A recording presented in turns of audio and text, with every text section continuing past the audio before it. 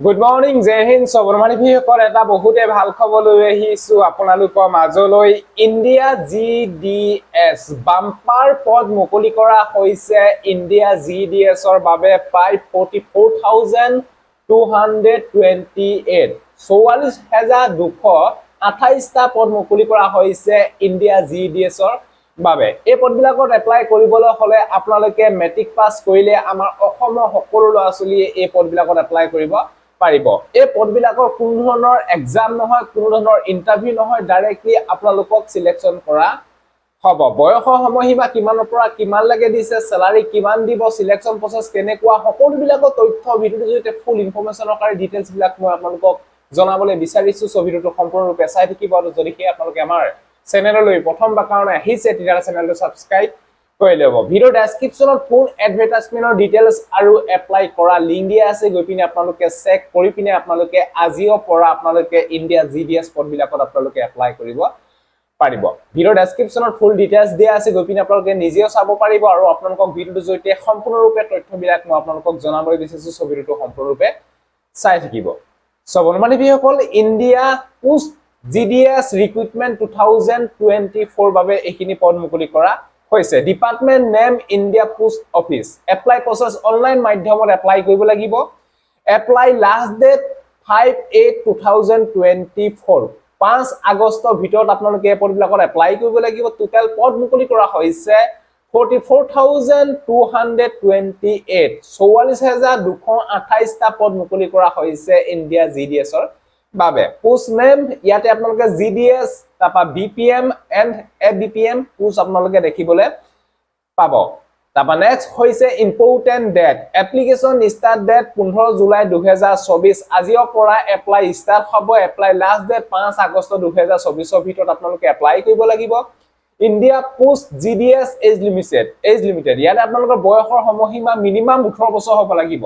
minimum এই পদবিলাকত apply কৰিবলৈ হলে আপোনালোকে 18 বছৰ হ'ব লাগিব ম্যাক্সিমাম 40 লৈকে এপ্লাই কৰিব পাৰিব লগতে এজ ইলেকশন দিয়া হৈছে এসটি এসসি সকলৰ কাৰণে 5 বছৰ ওবিসি এমবিসি বিলাকৰ কাৰণে 3 বছৰ এজ ইলেকশন দিয়া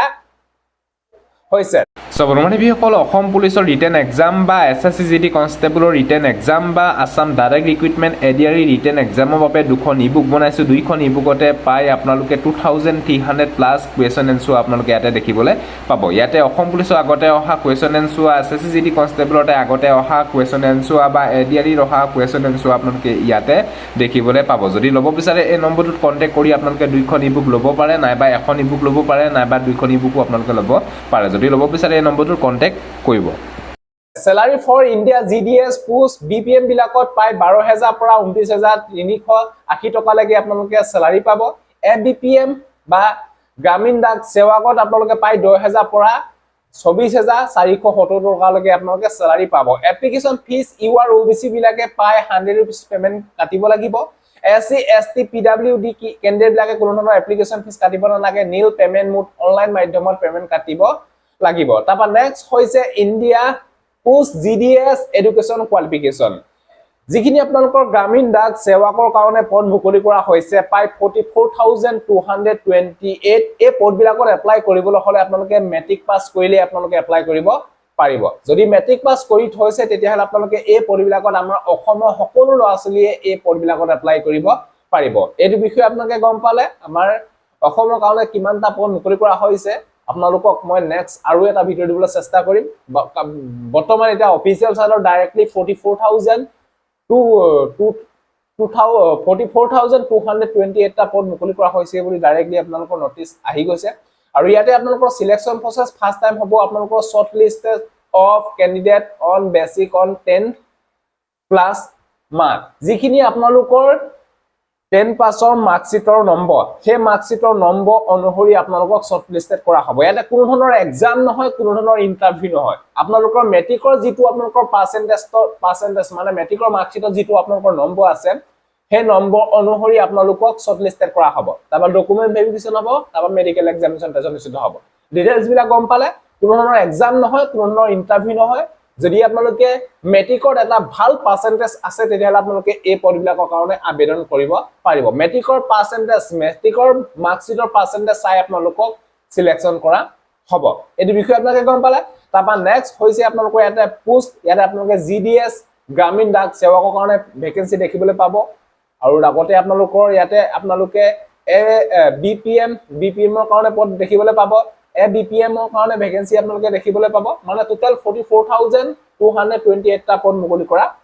হৈছে how to apply India post JDS 2024 যদি এই পদবিলাকৰ প্ৰতি ইন্টাৰেষ্ট যদি এপ্লাই কৰিব বিচাৰে আজিৰ পৰা 5 আগষ্ট 2024 ৰ ভিতৰত এপ্লাই কৰিব পাৰিব ইয়াতে আপোনালোকে দেখিছে এপ্লাই অন লিংক এই এপ্লাই অন লিংকত ক্লিক কৰি আপোনালোকে আজিৰ পৰা এপ্লাই কৰিব পাৰিব বৰ্তমান লিংক এক্টিভেট হোৱা নাই হয়তো আজি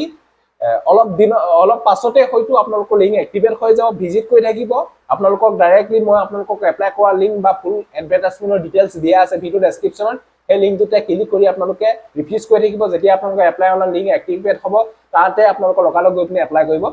পাৰিব সবৰমানিসকল বাম্পাৰ ভেকেন্সি মুকলি কৰা হৈছে যদি আপোনালোকৰ মেট্ৰিকৰ এটা ভাল পাৰ্চেন্টেজ আছে তেতিয়াহ'লে আপোনালোকে এই পদবিলাকৰ কাৰণে আবেদন কৰিব পাৰিব আজিও পৰা আপোনালোকৰ কোনো ধৰণৰ এক্সাম নহয় কোনো ধৰণৰ ইন্টাৰভিউ নহয় আপোনালোকৰ মেট্ৰিকৰ যি আপোনালোকৰ মাৰ্কশিটৰ পাৰ্চেন্টেজ এই মাৰ্কশিটৰ পাৰ্চেন্টেজ চাই পিনে আপোনালোকক শৰ্টলিষ্টেড কৰা হ'ব যদি ভিডিওটো ভাল পালে সকলো বন্ধু-বান্ধৱীক যাতে ভিডিওটো শ্বেয়াৰ কৰক যাতে সকলোৱে গম পাওক সো বাই জয় হিন্দ বন্দে মাতৰম জয় অসম ধন্যবাদ